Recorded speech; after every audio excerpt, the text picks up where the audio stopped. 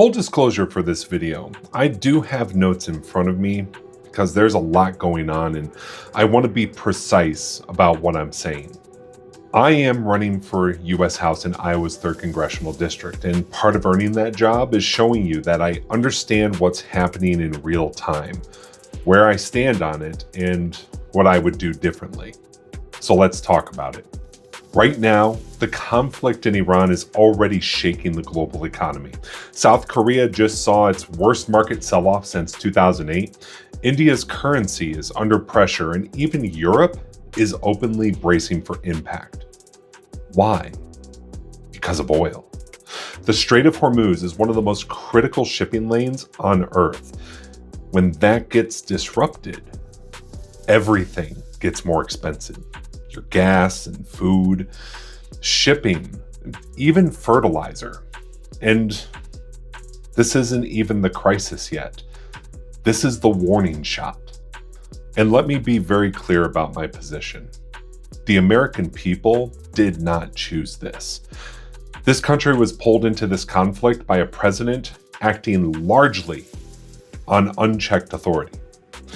This was not debated the way that it should have been. It was not even constrained the way that it should have been.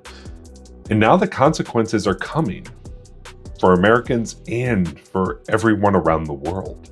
Because for decades, military leadership, both Republican and Democrat, understood something very clearly. A direct conflict with Iran would be catastrophic. They knew this and they avoided it. And now we are living in the reality they warned about. And this is exactly why Congress is supposed to act as a check on power. And there was a moment very recently where that check could have happened. The House voted on limiting war powers. It failed, 219 to 212. If just 4 Democrats had voted differently, it would have been 216 to 215, and it would have passed. This escalation with Iran would have been checked with just 4 votes. That's all it would have taken. And if I were in Congress right now, I would have voted yes without hesitation. And I wouldn't stop there. I would be publicly calling out every member of Congress, both Democrat and Republican, who failed to support this vote. Because that's the job.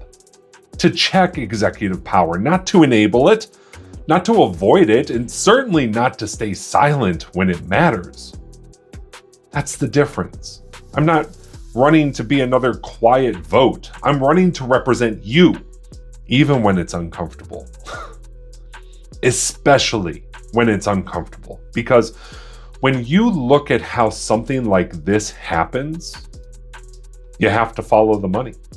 Career politicians respond to funding, the people who keep them in power, the people who they answer to when the cameras are off. And when both parties rely on overlapping donor networks, you get silence where there should be resistance.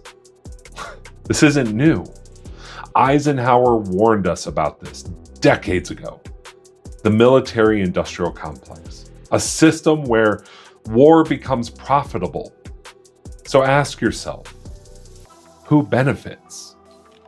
This conflict has already cost tens of billions of dollars, and now there's mounting pressure and reporting around roughly $200 billion more will be tied to this war. At the same time, we're seeing calls for a $1.5 trillion military budget. That tells you exactly what kind of system we're dealing with. And I saw this, by the way, I saw it play out in real time last week. I was talking with constituents in Des Moines, and they asked me, how do you get through to people in power? How do we stop something like this?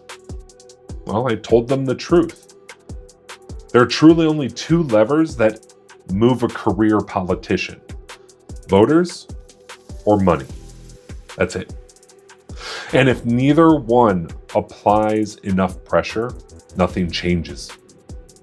And yeah, we need to talk about Israel Because this didn't happen in isolation. The United States continues to provide weapons and continues to support escalation. So the real question is, at what point does support turn into entanglement?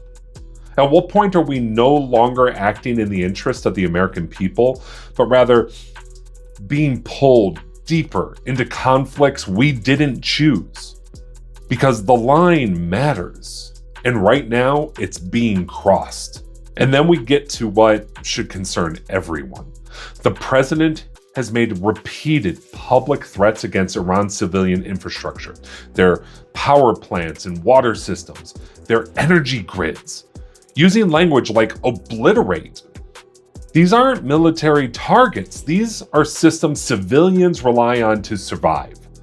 And if those are intentionally struck, that crosses into war crimes. And here's what should concern you just as much as the threat itself.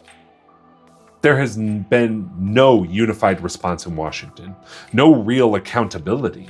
So the question becomes, if they won't act, what are the people supposed to do? And so I told those constituents something difficult. We are not going back to the life we had before 2025.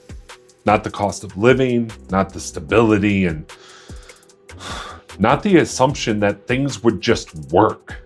That was never permanent. It was maintained. And it required leadership to protect it. What we're seeing now is what happens when that protection fails. So we have a choice. We can chase what we lost, or we can accept where we are and start building what comes next. Because the work in front of us now isn't about short-term comfort. It's about long-term survival. It's about planting seeds for a future we may never fully enjoy. So that way the people who come after us have something better. And we've done this before. During the Great Depression, this country was on its knees. And Franklin Roosevelt didn't respond with caution. He acted boldly with Social Security, with public works, with government jobs. He redefined what government could do for people. He didn't ask what was politically safe. He asked what was necessary. So why are we no longer willing to do that? That's what I'm running on. Not because it sounds good, but because it's necessary. Medicare for all, so people don't go bankrupt for just getting sick. Eliminating student debt so people can actually build a future.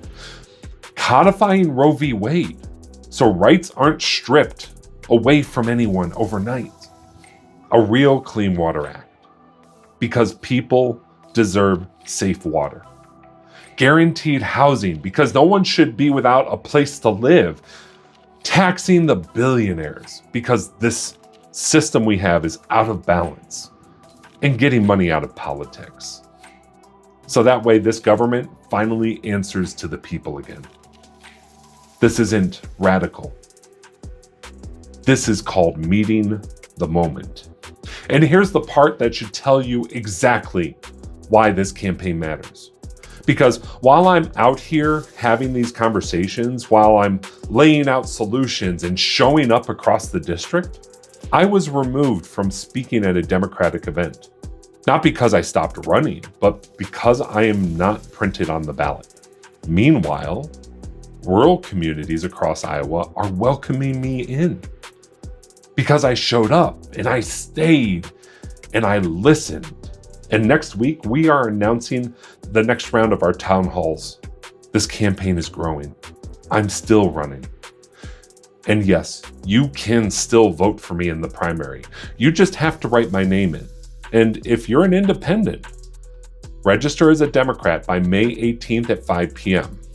Or you can even register and vote the same day between May 19th and June 2nd. This moment matters because this is what happens when people are not represented. I'm not stepping back. I'm stepping forward. The question is, are you? Write my name in on June 2nd. Like, follow, share, and leave a comment. And support the campaign through Act Blue. The link is in the description.